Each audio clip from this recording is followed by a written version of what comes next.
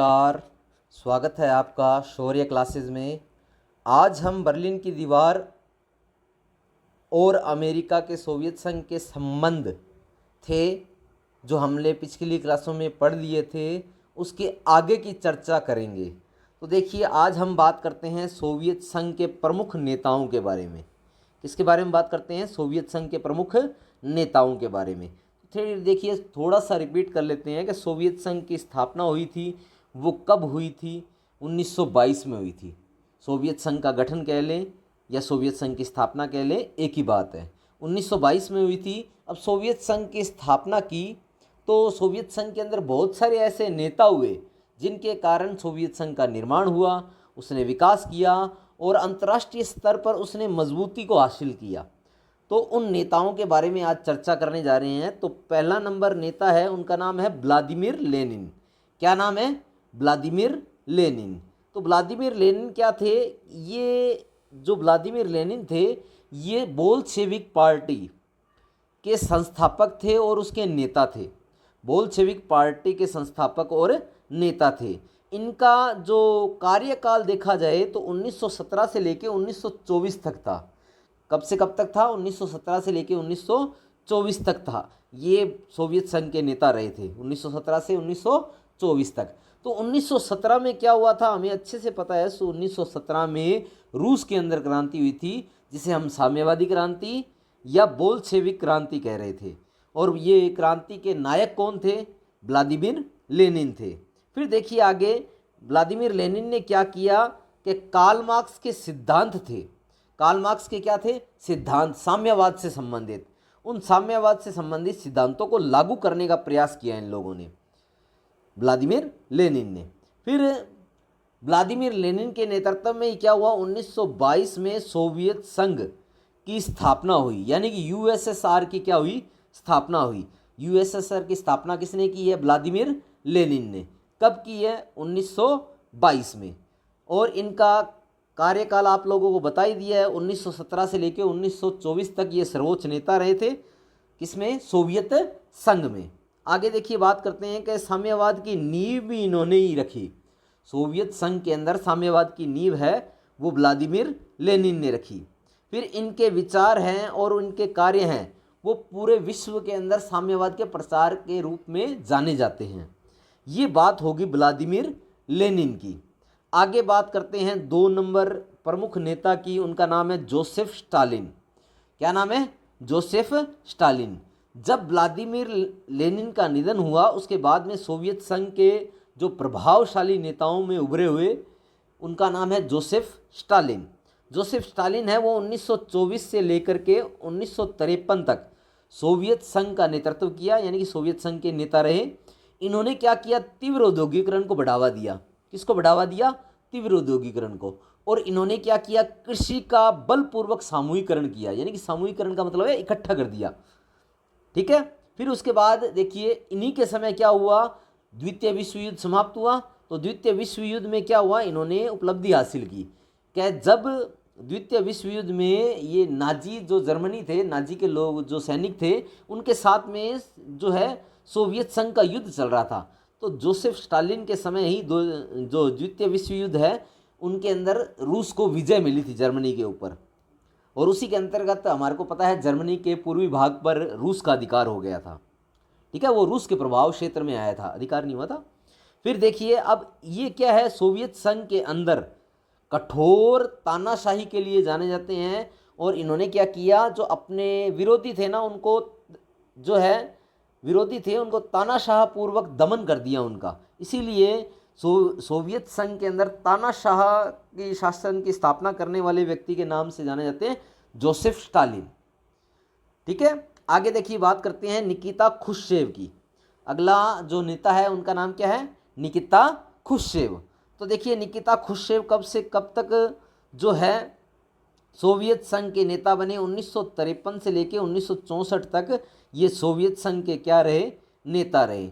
इन्होंने क्या किया? जोसेफ स्टालिन ने जो नीतियां अपनाई थी ना, उनके ये आलोचक थे। ठीक है। और उसके अंदर क्या किया था? जो नीतियां थी उनके अंदर सुधार किया था, इन्होंने सुधार को लागू किया था। फिर है, इन्होंने ये कहा कि पश्चिमी देशों के साथ हमारे को शांतिपूर्ण सह अस्तित्व को अपनाना चाहिए। यानी कि इन्होंने ये कह दिया कि पश्चिमी जो देश है, यानी कि जो पूंजीवादी देश हैं, उनके साथ में हमारे को शांतिपूर्ण सह अस्तित्व की नीति का अपनाना चाहिए।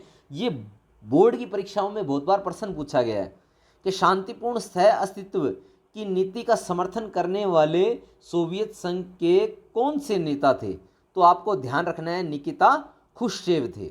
आगे देखिए, फिर 1956 में क्या हुआ? हंगरी के अंदर विद्रोह हुआ।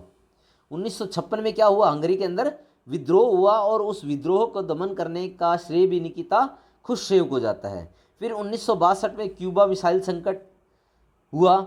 उस क्यूबा मिसाइल संकट के दौरान भी इन्होंने महत्वपूर्ण भूमिका निभाई थी, निकिता खुश्चेव ने। अगले जो नेता की बात करते हैं उनका नाम है लियोनिड ब्रिजनेव। क्या नाम है? लियोनिड ब्रिजनेव। ये कब से कब तक सोवियत संघ के नेता रहे? तो 1964 से लेके 1982 तक। 1964 से लेके 1982 तक ये सोवियत संघ के क्या रहे? नेता रहे। इन्होंने क्या कहा? इन्होंने एक मोस्ट इम्पोर्टेंट बात है, इसको याद रखना है आप लोगों को, एशिया में सामूहिक सुरक्षा व्यवस्था का प्रस्ताव रखा। इन्होंने कहा कि एशिया की जो सुरक्षा है वो सामूहिक व्यवस्था के द्वारा होनी चाहिए। ये कहने वाले व्यक्ति कौन है? लियोनिड ब्रिजनेव है। फिर और उसके अलावा 1968 में क्या हुआ? चेकोस्लोविया, जो सोवियत संघ का एक गणराज्य था, चेकोस्लोविया के प्राग के अंदर एक विद्रोह हुआ था, जन विद्रोह हुआ था, उनको दबाया था इन्होंने। फिर और उसके अलावा सोवियत संघ ने 1979 यानी कि 1989 के अंदर इन्होंने अफ़गानिस्तान के ऊपर आक्रमण किया था। अफ़गानिस्तान में सेनाएं भेजी थी। आप लोगों को ये ध्यान रखना है।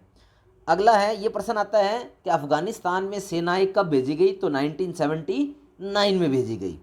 आगे बात करें मिखाइल गोर्बाचेव की। किसकी बात करें? मिखाइल गोर्बाचेव की, जो सोवियत संघ के अंतिम राष्ट्रीय अध्यक्ष रहे हैं।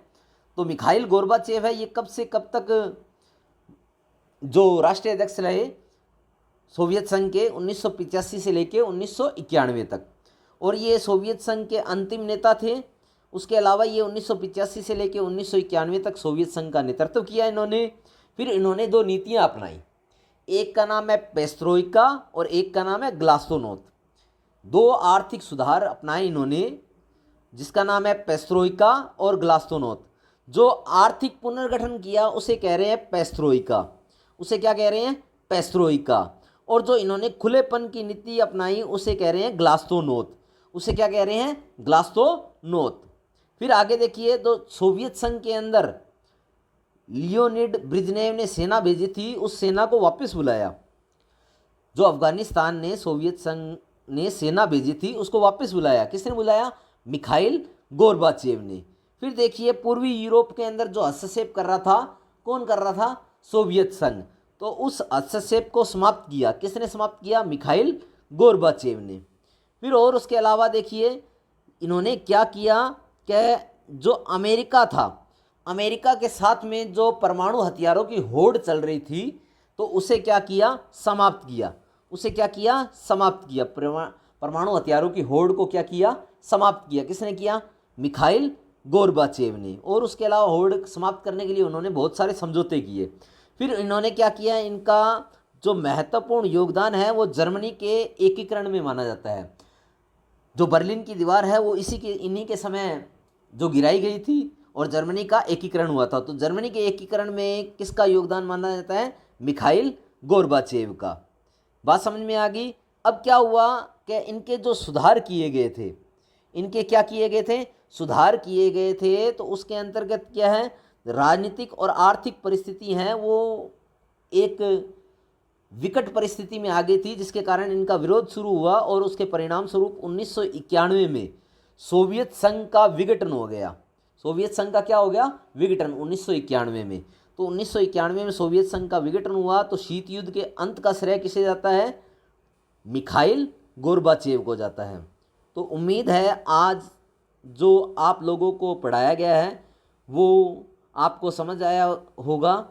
आज के लिए इतना ही।